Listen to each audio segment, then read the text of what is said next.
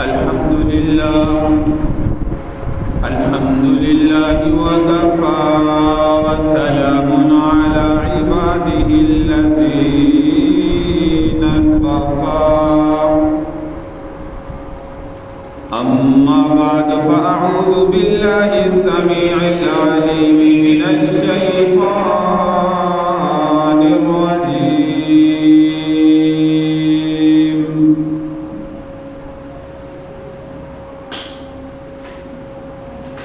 بسم الله وباسم عرش كتاب الله الرحمن الرحيم واتخذوا من مقام إبراهيم مصلى وقال في موضع آخر محمد رسول الله والذين معه أشداء على الكفار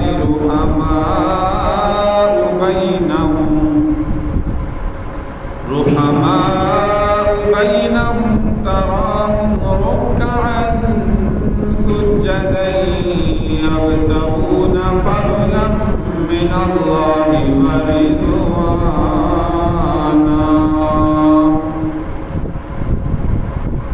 صدق الله مولانا العظيم رب اشرح لي صدري ويسر لي أمري واحلل عقدة من لساني يفقهوا قولي رب زدني علما رب زدني علما رب زدني علما سبحانك لا علم لنا إلا ما علمتنا إنك أنت العليم الحكيم يا رب صل وسلم دائما أبدا على حبيبك خير الخلق كلهم تمام أحباب اکرام صلی اللہ علیہ وسلم کی ذات پر ثواب کے لیے سے بآباد بلند درود پاک پڑھیں اللهم صل على محمد وعلى آل محمد كما صليت على إبراهيم وعلى آل إبراهيم إنك حميد مجيد اللهم بارك على محمد وعلى آل محمد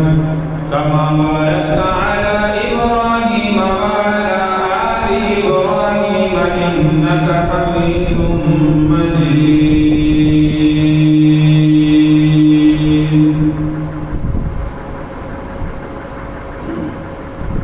قابل صدر احترام سامعین کرام بزرگوں دوستوں پردہ نشین ماں بہنوں ذی الحجہ کا مہینہ چل رہا ہے آخری لمحات ہیں آج تقریباً 26 ذی الحجہ 1447 ہجری ہے 26 یا 27 ذی الحجہ کو خلیفہ دوم مراد رسول سیدنا عمر بن خطاب رضی اللہ تعالی عنہ پر قاتلانہ نماز فجر میں حملہ کیا گیا اور جس کتاب نہ لاتے ہوئے امیر المؤمنین سیدنا عمر فاروق رضی اللہ تعالی عنہ یکم محرم الحرام کو جامع شہادت نوش فرما گئے سیدنا عمر بن خطاب رضی اللہ تعالی عنہ مراد رسول ہیں تمام تر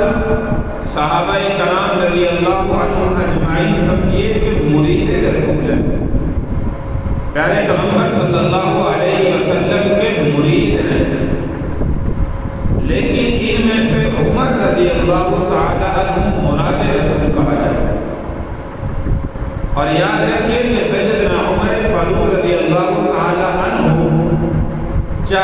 نمبر پر اسلام لے کر آئے،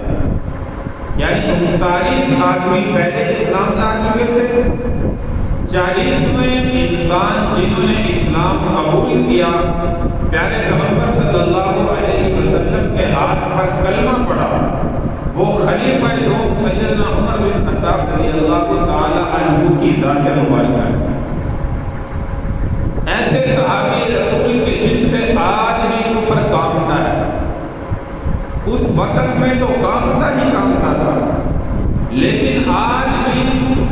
الحمدللہ ثم الحمدللہ مراد رسول اس صحابی رسول کے نام سے آج بھی کفر کانپتا نظر آتا ہے۔ یہ وہ صحابی رسول ہے جو مراد رسول کہا جاتا ہے۔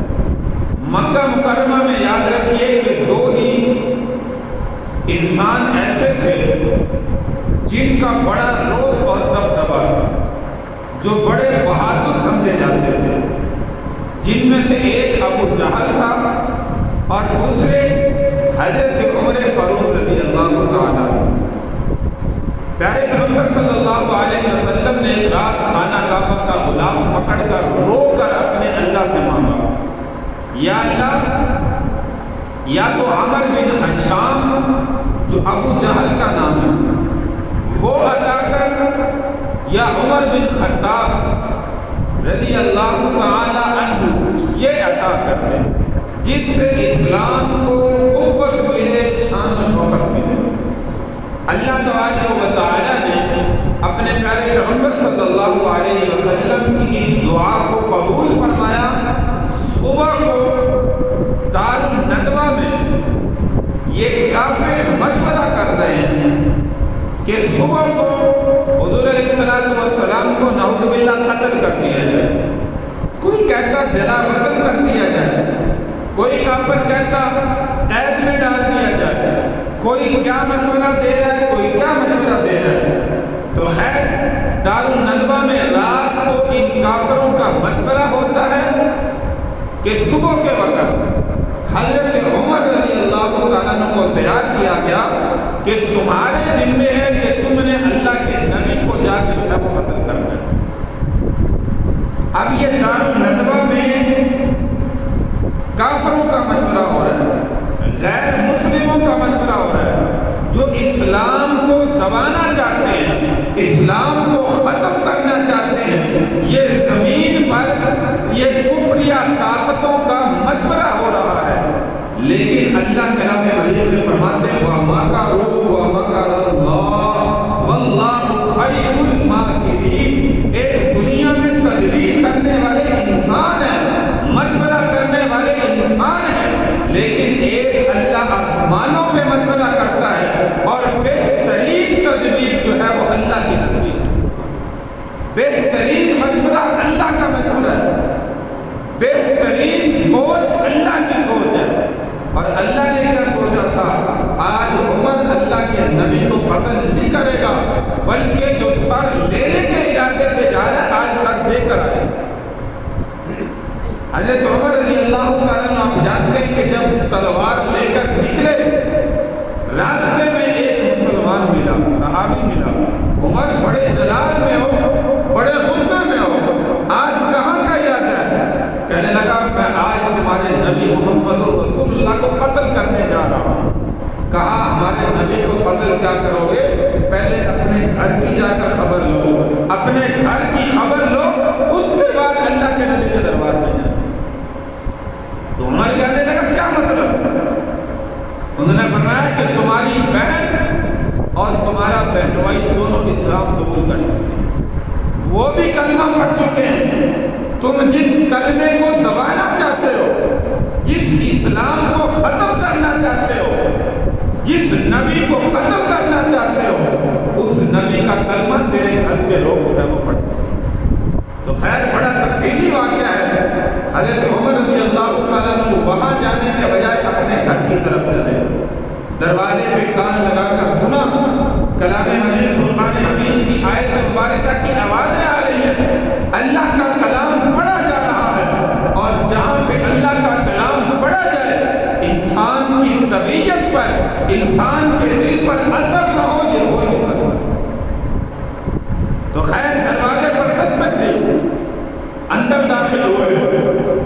بہنوئی نے کلام مجید کا نسخہ چھپا دیا، مارنا پیٹنا شروع کر دیا، بہن کو اتنا مارا کہ لہو لہان ہو گئی۔ خیر بھائی تھا، آخر میں جو ہے وہ رحم آیا تو کہا مجھے وہ دکھاؤ تو صحیح تم پڑھ کیا رہے تھے، مجھے وہ دکھاؤ تو صحیح پڑھ کیا رہے تھے۔ تو بہن جو ہے وہ کلام مجید فرقان حمید کا نسخہ لائی، فرمایا اس وقت دکھاؤں گی، اس وقت پڑھنے دوں گی جب تم پہلے غسل کر کے آؤ، کیونکہ یہ کلام مجید فرقان حمید کا نسخہ ہے اور لا یمسہ الا المطہرون، فرمایا پاکیزہ لوگ اس کلام مجید کو چھو سکتے ہیں، ناپاک مشرک کافر منافق نہیں چھو سکتے۔ اور ابھی تک تم کفر کی زندگی میں ہو۔ حضرت عمر رضی اللہ تعالیٰ نے بہن کے کہنے پر فوراً جو ہے وہ غسل کیا، کپڑے بدلے، باہر آئے، کلام مجید فرقان حمید کا نسخہ دیکھا، کہا اس سے معزز کلام تو میں نے آج تک نہیں سنا، اس سے معزز کلام آج تک میں نے نہیں دیکھا۔ فرمایا مجھے بھی اللہ کے نبی کی خدمت میں لے چلو۔ اور جب حضرت عمر رضی اللہ تعالیٰ گئے، بڑا تفصیلی واقعہ، ایسے اس طریقے سے جو سر لینے کے لیے آئے تھے وہ اپنا سر دے کر چلے گئے، خود قربان ہو کر واپس لوٹے، خود اسلام لا کر واپس لوٹے۔ اب کافر مشرک جنہوں نے بھیجا تھا وہ بڑے متحجر پریشان ہوئے، ابھی تک خبر نہیں ملی کہ حضرت عمر نے حضور علیہ السلام کو قتل کرنا تھا، ابھی تک کوئی خبر نہیں آئی۔ لیکن جب خبر آئی تو یہ آئی حضرت عمر نے وہی تلوار نکالی ہوئی،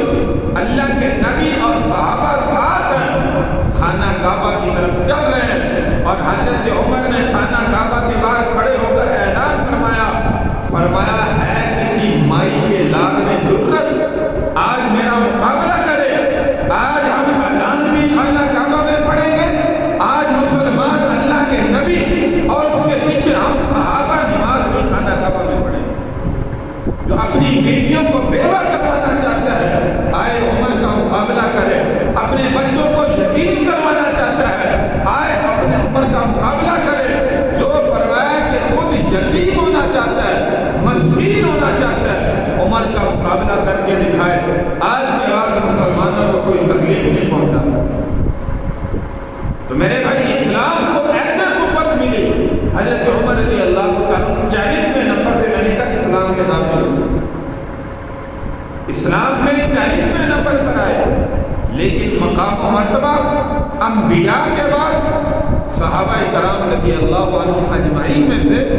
سب سے پہلا مقام خلیفہ اول بلا فخر سیدنا صدیق اکبر رضی اللہ تعالی عنہ کو عطا کیا، اور اس کے بعد خلیفہ دوم دوسرے نمبر پر جو مقام ملا وہ خلیفہ دوم مراد رسول سیدنا عمر بن خطاب رضی اللہ تعالی عنہ کو مقام و مرتبہ۔ ایسے شان والے صحابی، ایسے مقام والے صحابی کہ حضور علیہ السلام کی زندگی میں بھی کوئی بھی اللہ کے نبی کو کوئی مسئلہ پیش آ جاتا مشورہ طلب کرتے، حضرت عمر رضی اللہ تعالیٰ جو مشورہ دیتے اللہ قرآن کی آیت بنا کر اپنے محبوب کے قلب اطہر پر نازل کرتے۔ یہ مقام و مرتبہ کسی اور صحابی کو میرے بھائی عطا نہیں کیا گیا، یہ واحد حضرت عمر رضی اللہ تعالیٰ عنہ تھے جن کو یہ مقام و مرتبہ جو ہے وہ زندگی میں ملا کہ اللہ کے نبی کو مشورہ دے رہے۔ یاد رکھیے کہ 20 یا 22 مقامات ایسے ہیں حضور علیہ السلام نے مشورہ طلب کیا، حضرت عمر رضی اللہ تعالیٰ عنہ نے جو مشورہ دیا اور جو زبان سے الفاظ ادا کیے اللہ نے بیانی ہی وہی الفاظ قرآن کا حصہ بنا کر نازل کیا، اور 50 آیتیں تقریباً جو حضور علیہ السلام نے مشورہ طلب کیا، حضرت عمر رضی اللہ تعالیٰ نے مشورہ دیا، اللہ نے 50 آیتیں حضرت عمر رضی اللہ تعالیٰ کے مشورہ دینے پر کلام مجید فرقان حمید کا حصہ بنا۔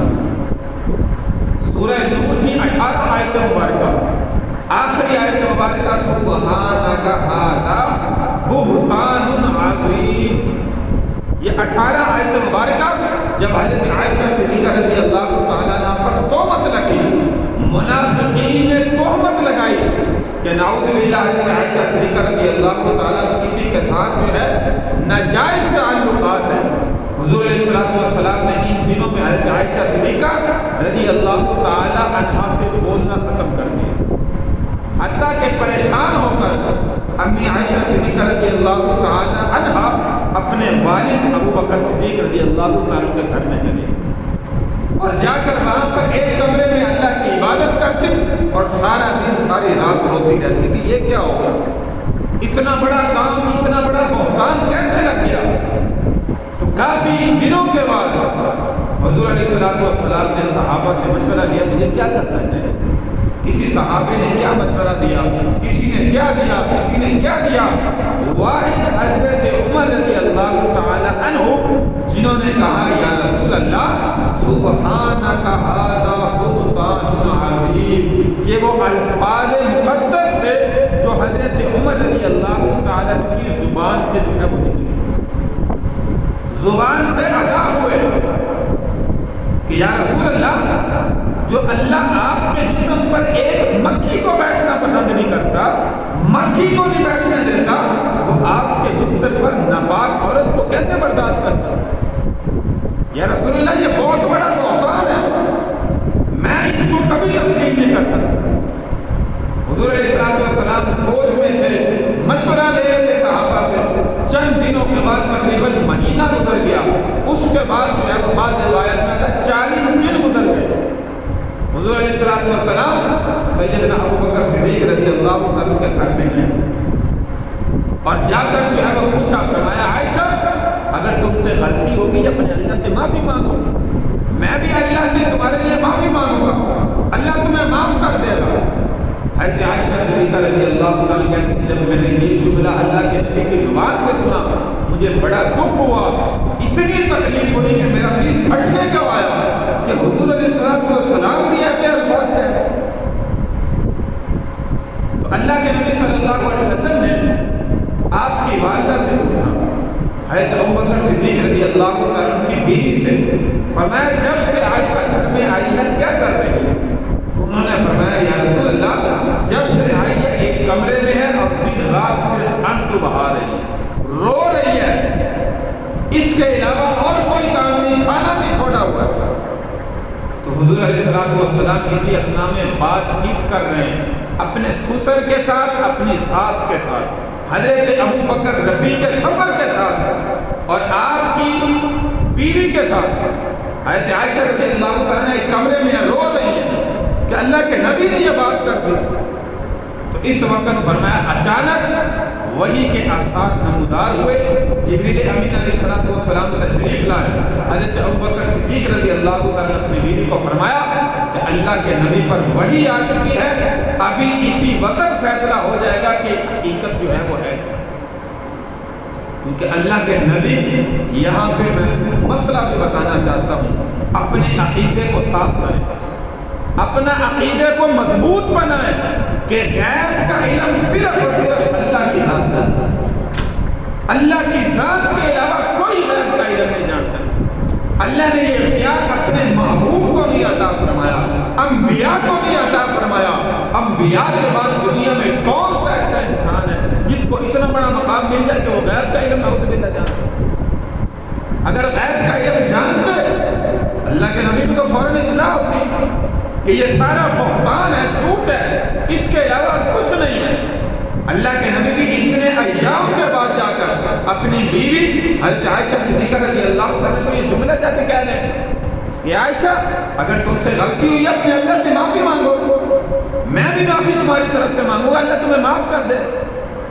لیکن جب آیت مبارکہ نازل ہوئی، وحی نازل ہوئی، تو یاد رکھیے اس وقت یہ آخری آیت مبارکہ سبحانک ھذا بہتان عظیم جو حضرت عمر کی زبان سے الفاظ ادا ہوئے تھے، کیونکہ عربی بولتے تھے، عربی جانتے تھے، یہی الفاظ حضرت عمر رضی اللہ عنہ نے ادا کیے تھے وہی آنے سے پہلے۔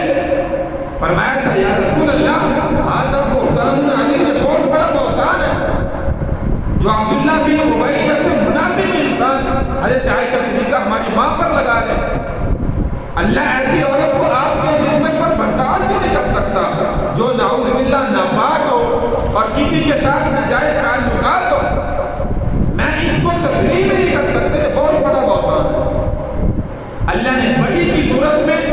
وہی آیت مبارکہ 18 آیت مبارکہ نازل فرمائی، جس کا آخری جملہ سبحانک ھذا بہتان عظیم، یہ میرے بھائی انسان، یہ خلیفہ دو سیدنا عمر بن خطاب رضی اللہ تعالیٰ عنہ کا مقام و مرتبہ۔ اور صرف یہی نہیں، یاد رکھیے انسان 4 چیزوں سے پیدا ہوا، انسان 4 چیزوں سے پیدا ہوا، پانی، ہوا، آگ، مٹی، یہ 4 عناصر اربع ان کو کہتے ہیں۔ ان 4 اربع عناصر پر یاد رکھیے حضرت عمر رضی اللہ تعالی عنہ کی حکومت کیسے؟ مختصر، حضرت عمر رضی اللہ تعالی عنہ، دریائے نیل کا واقعہ آپ سنتے ہیں۔ دریائے نیل اس وقت چلتا تھا جب اس کے اندر ایک نوجوان لڑکی کو میک اپ کر کے، زیور پہنا کر، تیار کر فرمایا کہ دریائے نیل کے اندر ڈالا جاتا تھا، اور وہاں مصر کے لوگوں کا عقیدہ تھا کہ جب تک ہم ایسی لڑکی تیار کر کے اس میں نہیں ڈالتے اس وقت تک یہ دریائے نیل چل نہیں سکتا۔ تو صحابی جو گورنر تھے وہاں پہ، انہوں نے خط حضرت عمر رضی اللہ تعالیٰ کی طرف بھیجا۔ جب علاقے فتح ہوئے حضرت عمر رضی اللہ عنہ کے دور میں 22 لاکھ مربع میل آپ نے اپنی حکومت میں فتح کیا، اور مصر میں اس وقت فتح ہوا۔ تو خط لکھا کہ پہلے یہ جاہلانہ نظام چل رہا ہے، حضرت عمر رضی اللہ تعالیٰ نے خط ایک گورنر کی طرف لکھا اور دوسرا خط دریا کے نام لکھا۔ گورنر کے پاس خط پہنچا، اب سارے وہاں پہ لوگ اکٹھے ہوئے۔ آج تک تو چلو کہتے ہیں ہزاروں سال سے ہم ایک لڑکی دیکھتے ہیں، یہ پانی اوپر عروج پہ آتا ہے، دریائے نیل چلتا ہے، لیکن اب ان مسلمانوں کی حکومت آئی ہے، اب دیکھتے ہیں یہ کیا کرتے ہیں۔ تو حضرت عمر رضی اللہ تعالیٰ کا خط جب پہنچا گورنر کے پاس تو انہوں نے پڑھا اور دوسرا خط لیا، جا کر اس کو دریائے نیل کے اندر ڈالا۔ جیسے دریائے نیل میں ڈالا، بہت بڑا مجمع غیر مسلموں کا بھی وہاں پہ موجود تھا، مسلمانوں کا بھی موجود تھا، دیکھنے کے لیے کہ آج ہم نظارہ دیکھتے ہوتا کیا۔ تو جیسے وہ خط پہنچا، اس خط میں کیا تھا؟ حضرت عمر نے یہ الفاظ لکھے کہ اے پانی، اگر تو اللہ کے حکم سے چلتا ہے تو پھر بغیر اس کے جو یہ کرتے ہیں تو چل، اور اگر جو ہے وہ کسی اللہ کے حکم کے بغیر چلتا ہے ہمیں تیری پانی کی کوئی ضرورت نہیں۔ حضرت عمر کا خط جیسے زمین پر گرا، فوراً کہتے ہیں 16 ہاتھ پانی جو ہے وہ بلندی پر چڑھا، اور خدا کی قسم قیامت تک جاری ہے، آج تک وہ دریائے نیل اس وقت سے لے کر اب تک وہ خشک نہیں ہوا، اور قیامت تک یہ دریا چلتا رہے۔ مدینہ کے اندر ایک دفعہ پہاڑ سے لاوا نکلا، یہ پانی پر حضرت عمر رضی اللہ تعالیٰ کی حکومت، اللہ نے یہ مقام عطا فرمایا۔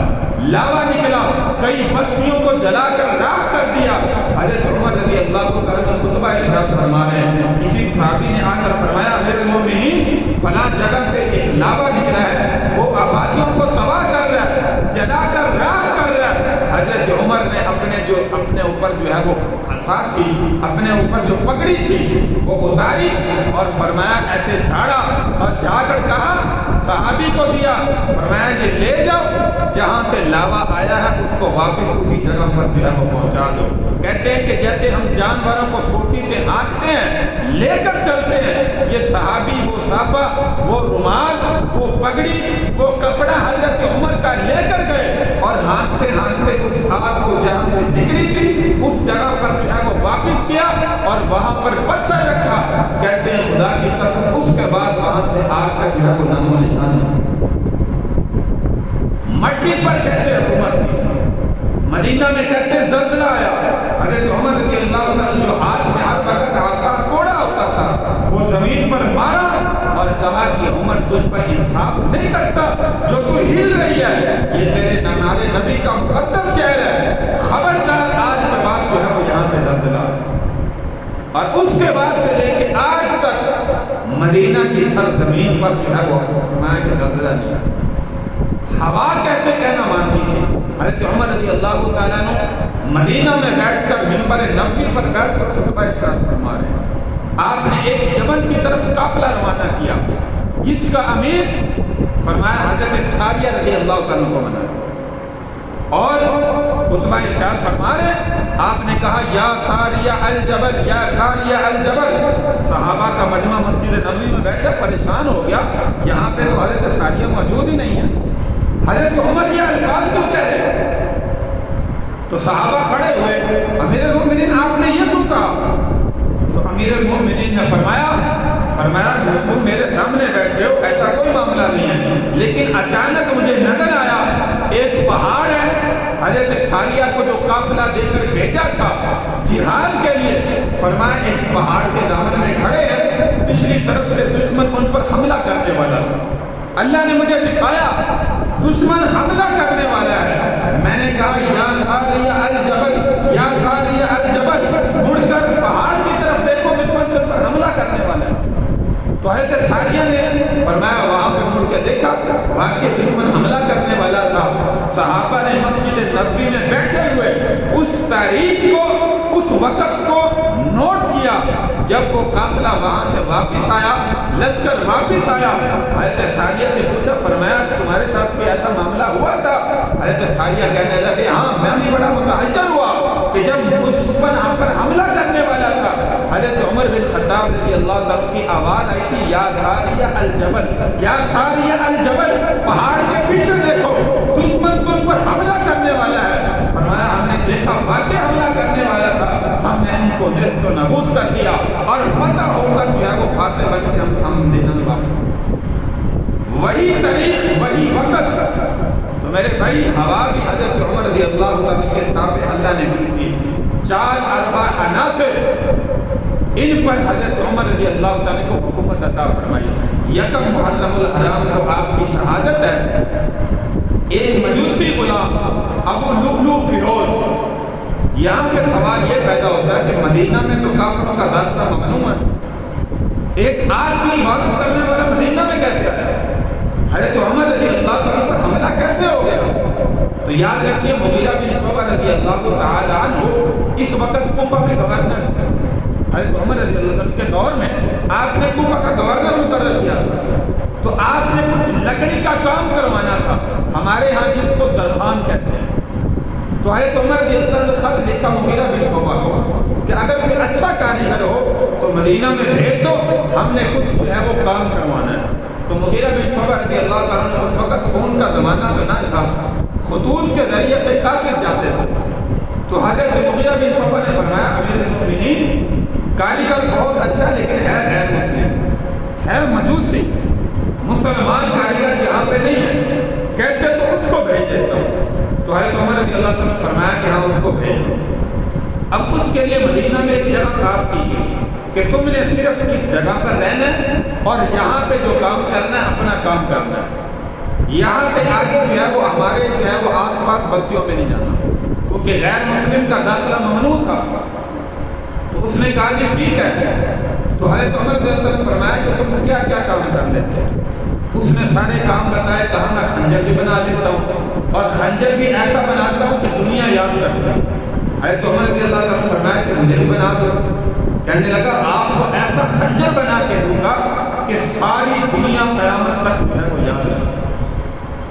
حضرت عمر رضی اللہ تعالیٰ سمجھ گئے کہ مجھے موت کی دھمکی دے رہا ہے، قتل کی دھمکی دے رہا ہے۔ حضرت علی المرتضیٰ شیر خدا رضی اللہ تعالیٰ کو بلایا، فرمایا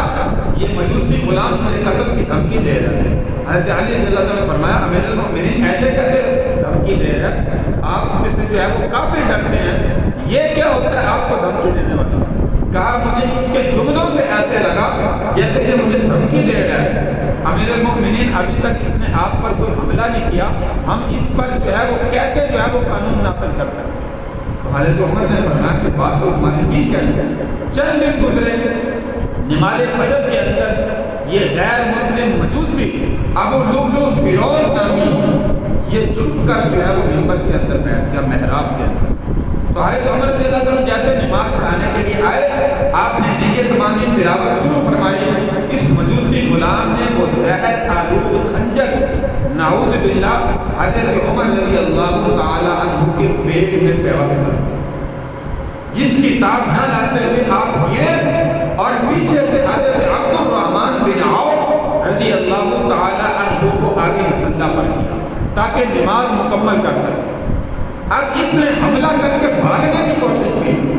لیکن آپ جانتے ہیں کہ وہ صحابہ کی صفیں تھی۔ صحابہ کندھے کے ساتھ کندھا ملا کر کھڑے ہوتے تھے، صحابہ کی صفوں سے کوئی نکل نہیں سکتا تھا۔ جب اس نے دیکھا کہ میں یہاں سے نکل نہیں سکتا، حالانکہ صحابہ تو پکڑ بھی نہیں رہے نماز میں، لیکن نکل نہیں سکتا تھا۔ جب نہ نکل سکا تو خنجر سے صحابہ پر حملہ کرنا شروع کیا، کہ جو سامنے آئے اس پر حملہ کرتا ہوا نکلنے کی کوشش کی۔ کچھ صحابہ جو تاخیر سے آئے، انہوں نے جب یہ معاملہ دماغ میں دیکھا اس کو بھاگتے ہوئے، تو جب اس نے جو ہے وہ دیکھا کہ مجھے پکڑ رہے ہیں، وہی خنجر اپنے پیٹ میں مارا اور خود وہاں پہ جہنم نصیب ہو۔ نماز مکمل ہوئی، حضرت عمر بن خطاب رضی اللہ عنہ نے فرمایا فوراً دیکھو کہ مجھے قتل کرنے والا کون ہے۔ سب نے دیکھا، کہا امیر المؤمنین وہی مجوسی غلام جس کو آپ نے بلایا تھا۔ کہا میں کہتا تھا کہ اس نے مجھے قتل کی دھمکی دی ہے۔ فرمایا اللہ تیری ذات کا شکر ہے، تو نے میری دعا کو قبول فرمایا۔ اللہم ارزقنی شہادۃ فی سبیلک واجعل موتی فی بلد رسول اللہ صلی اللہ علیہ وسلم۔ آخری میدان جہاد سے اس سفر سے جب واپس آ رہے تھے، حضرت عمر رضی اللہ تعالیٰ راستے میں قیام کیا اور تکیہ اینٹ، ٹوٹی ہوئی اینٹ کا تکیہ لے کر سو رہے تھے، آسمان کی طرف دیکھ کر دعا کر رہے تھے، اور یہ الفاظ زبان پر تھے، اللہم ارزقنی شہادۃ فی سبیلک واجعل موتی فی بلد رسول اللہ صلی اللہ علیہ وسلم۔ اے اللہ مجھے شہادت کی موت عطا فرما اور مجھے اپنے نبی کے مقدس شہر مدینہ میں موت عطا فرما۔ یا اللہ تیری ذات کا شکر ہے، ایک مجوسی غلام نے مجھے قتل کیا، شہید کیا، کوئی مسلمان قتل کرنے والا نہیں تھا۔ جب مجوسی نے کیا تو مجھے اطمینان ہو گیا کہ اللہ نے میری شہادت کو قبول کیا۔ اب یہ 26 یا 27 کو حملہ ہوا، یکم محرم الحرام کو آپ جام شہادت نوش کر گئے۔ کوئی بھی چیز پلاتے تھے وہ اس راستے سے، زخم کے راستے سے باہر نکل جاتی تھی، شہد پلاتے، دودھ پلاتے۔ اسی اسنا میں یاد رکھیں جو 2-3 دن گزرے ہیں، امیر المؤمنین نے ایک نماز بھی نہیں چھوڑی، نماز مکمل طور پر ادا کرتے ہیں۔ تو جانے سے پہلے حضرت عبداللہ بن عمر اپنے بیٹے کو بلا، فرمایا جاؤ عائشہ صدیقہ رضی اللہ تعالیٰ عنہ کی خدمت میں اور جا کر کہو کہ عمر روضہ رسول میں دفن ہونے کی اجازت ہے۔ امی عائشہ صدیقہ رضی اللہ تعالیٰ نے فرمایا کہ بیٹا خواہش تو وہاں پہ میری تھی کہ میرا خامد محمد رسول اللہ شوہر وہاں پہ مدفون ہے، دوسری طرف میرے والد گرامی حضرت ابو بکر موجود ہیں، تو تیسری خواہش میری تھی کہ جب میں دنیا سے جاؤں مجھے یہاں پہ دفن کیا جائے، لیکن حضرت عمر کے احسانات اسلام پر اور مجھ پر بہت زیادہ ہیں، لہذا میں اپنے آپ سے زیادہ حضرت عمر کو ترجیح دیتا ہوں۔ تو واپس حضرت عبداللہ بن عمر پیغام لائے، آپ نے پھر فرمایا شاید میری زندگی کی وجہ سے حیا کیا ہو، جب میں وفات پا جاؤں، شہید ہو جاؤں، میری روح قبض ہو جائے، فرمایا اس کے بعد دوبارہ جانا، اگر اجازت دے تو روضہ رسول میں دفن کر دینا، اور اگر نہ دے تو پھر واپس جنت البقیع میں دفن کر دینا۔ تو آپ جب جامع شہادت نوش کر گئے، حضرت عبداللہ بن عمر رضی اللہ تعالیٰ دوبارہ اجازت طلب کرنے گئے، تو حضرت عائشہ صدیقہ رضی اللہ تعالیٰ عنہ نے وہی جواب دیا، فرمایا میں اجازت دیتی ہوں، اپنے آپ پر حضرت عمر کو ترجیح دیتی ہوں۔ آج بھی روضہ رسول کے اندر حضرت ابو بکر صدیق رضی اللہ تعالیٰ عنہ، حضرت عمر بن خطاب رضی اللہ تعالیٰ عنہ، اور تیسرے نمبر پر پیارے پیغمبر صلی اللہ علیہ وسلم کی قبر مبارک موجود ہے۔ اور ہمارا ایمان اور عقیدہ ہے ما بین بیتی و منبر روضۃ من ریاض الجنہ، یہ جنت کا حصہ ہے۔ ایسا سمجھیے کہ یہ تینوں شخصیات جنت کے اندر آرام کر رہے ہیں، جنت کے اندر آرام کر رہے ہیں۔ بہت بد نصیب ہے وہ انسان جو نعوذ باللہ ایسے خلیفہ پر، ایسے خلیفہ کا بغض اپنے دل میں رکھ کر دشمنان اسلام اپنا بغض جو ہے وہ لوگوں کے سامنے پیش کرتے ہیں۔ ایسے صحابہ رسول جن سے زندگی میں کفر کانپتا ہوا نظر آئے،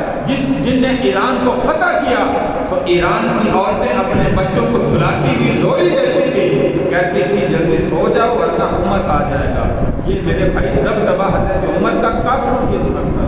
کافروں پر اتنا بڑا روب اور دبدبا تھا۔ آج بھی 14 صدی گزرنے کے بعد کافر حضرت عمر کا نام سے جو ہے وہ کانپتے ہیں۔ ایسا دبدبا حضرت عمر رضی اللہ تعالیٰ عنہ کا اللہ نے اتنا بڑا مقام عطا فرمایا۔ اس لیے میرے بھائی صحابہ تمام کے تمام جنتی ہیں، حق پر ہیں، ہمارا ایمان اور عقیدہ ہے، ہر صحابی عادل ہے، ہر صحابی جنتی ہے۔ جو بھی کسی صحابی کے بارے میں بغض رکھتا ہے یاد رکھو وہ خود بندہ دائرہ اسلام سے خارج ہے۔ اللہ تبارک و تعالی ہمیں ان صحابہ کے نقش قدم پر چلنے کی توفیق عطا فرمائے، اور جو اسلام کے لیے انہوں نے افعال و اعمال کیے اللہ ہمیں بھی اپنانے کی توفیق عطا فرمائے۔ وآخر دعوانا ان الحمد للہ رب العالمین۔